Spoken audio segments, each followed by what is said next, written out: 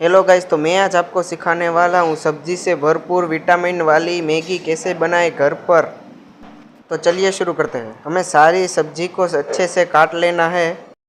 फिर हमें एक कुकर में थोड़ा सा तेल ले लेना है, उसमें राई और जीरू सारा डाल देना है और फिर उसे अच्छे से मेल्ट होने देना है। फिर उसमें सारी सब्जियां डाल देना है और फिर चमचे से हिलाना है और सारी सब्जी को अच्छी तरह से मिला लेना है। जब तक वह पक नहीं जाती तब तक उसे पकाते रहना है।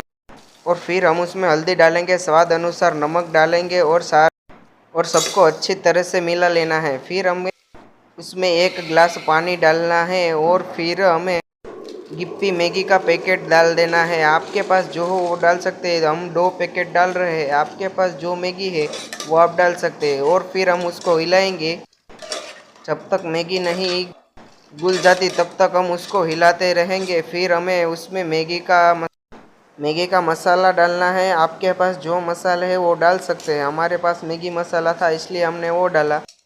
फिर हम कुकर बंद कर देंगे। मैगी पकने के बाद रिजल्ट आपके सामने है गाइस। मैगी तो हमें बहुत बहुत अच्छी लगी, आप भी घर पे ट्राई कर सकते हैं।